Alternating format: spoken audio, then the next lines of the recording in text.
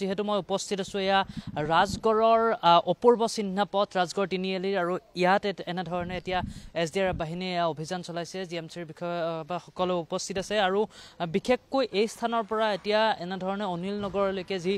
ভৰলুলৈকে এতিয়া অভিযান চলাব বুলি এক প্ৰকাৰ খবৰ আমাৰ হাতত আহি পৰিছে আৰু এনেধৰণে কিন্তু অভিযান নিতৌ চলাইছে কিন্তু তাৰ পিছতো কোনো ধৰণৰ এতিয়ালৈকে সুফল পোৱা নাই কাৰণ শিশুটিক কোনো ধৰণৰ সুভূত্ৰই পোৱা নাই মাত্ৰ চেণ্ডেল দুপাত পাইছে কালিৰ দিনটোত ৰাইজে আৰু বিশেষকৈ পৰিয়ালৰ লোকে মুখ্যমন্ত্ৰীয়ে যাতে ঘটনাটো পৰিদৰ্শন কৰে এবাৰ সেয়া বিচাৰিছিলে আৰু সেই অনুসৰিয়ে কালিৰ দিনটোত মুখ্যমন্ত্ৰীগৰাকী আহিছিল ঘটনাস্থলীত উপস্থিত হৈছিল হি আৰু বুজ লৈছিল আৰু বিশেষকৈ তেওঁ উল্লেখ কৰিছে যে অহা মঙলবাৰে পুনৰ তেওঁ আহিব অবিনাশৰ ঘৰলৈ যাব আৰু গৈ পেলাই এনেধৰণে তেওঁ বিভিন্ন হয়তো তেওঁৰ যিটো শিশু আছে আনহাতে শিশু সেই শিশুটিৰ দায়িত্ব লোৱাৰ কথা উল্লেখ কৰিছে গতিকে আজিৰ দিনটোত এনেধৰণে এতিয়া অভিযানৰ আৰম্ভণি হৈছে এয়া এনেধৰণে JCB লৈ অহা হৈছে আৰু হয়তো এই স্থানত এতিয়া যিসকল SDRF বাহিনীসকল এয়া সাজু হৈ আছে তেওঁলোকে নলাসমূহত যাব এবাৰ বিচাৰ খোচাৰ কৰিব কিজানিবা সুফল পায় এনেধৰণে প্ৰায় 56 ঘণ্টা ধৰি অভিযান ধাৰাসাৰভাৱে অভিযান চলাই আছে SDRF বাহিনী NDRF বাহিনীয়ে কিন্তু এক প্ৰকাৰ যদি আমি ক'ব যাওঁ তেতিয়াহ'লে চৰকাৰ প্ৰশাসন কিন্তু কিছু পৰিমাণে হ'লেও যেন ব্যৰ্থ হৈছে সেয়া আমি ক'ব পাৰোঁ কাৰণ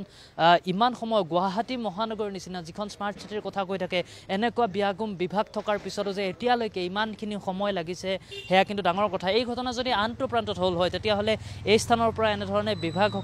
বিভাগীয় বিষয়াসকল যাব লাগিল হয় তেতিয়া কি অৱস্থা হ'ল হয় এবাৰ চিন্তা কৰক চন্দনা কাৰণ গুৱাহাটীতে যে ৰাজধানী চহৰতে এনেধৰণে এটা শিশু নলাত পৰিছে কিন্তু তাৰ পিছতো এতিয়ালৈকে উদ্ধাৰ কৰিবৰ চেষ্টা অব্যাহত ৰাখিছে যদিও এতিয়ালৈকে কোনো ধৰণৰ সুফল পোৱা নাই আৰু হয়তো যদিহে শিশুটি ভৰলুত যিহেতু GMCৰ বিষয়াসকল আছে মই অকণমান কথা হ'ম কাৰণ কেনেধৰণে কোনটো নলা ক'ত সংযোগ হৈছে কি হৈছে সেই বিষয়ে অকণমান জানিব চেষ্টা কৰিম আৰু যিহেতু অভিযান তেওঁলোকে চলাই আছে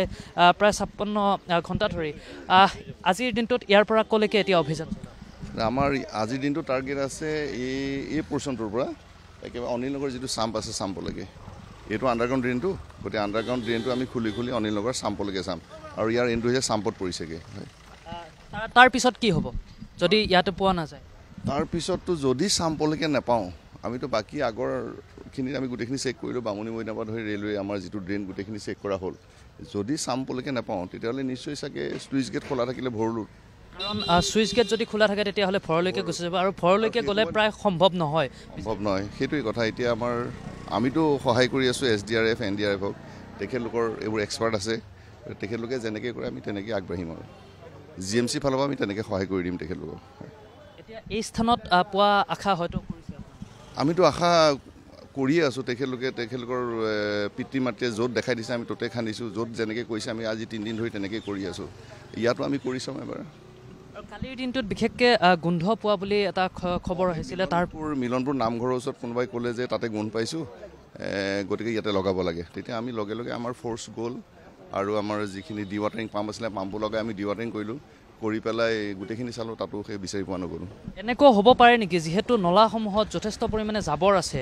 গতিকে পানী যিহেতু বৈ যোৱা নাই ক'ৰবাত ভিতৰতে সোমাই থাকিব পাৰে নেকি পোত খাই থাকিব পাৰে নেকি সেই সন্দেহ কৰিয়ে আমি নলাবোৰ চেক কৰি আছোঁ আণ্ডাৰগ্ৰাউণ্ড নলা বা ৰোড ছাইড যিবোৰ নলা আছে ফুটপাথ নলা আছে সেইবোৰ আমি তেনেকুৱা এটা সন্দেহ কৰিয়ে আমি গোটেই নলাটো চেক কৰি আছোঁ এবাৰ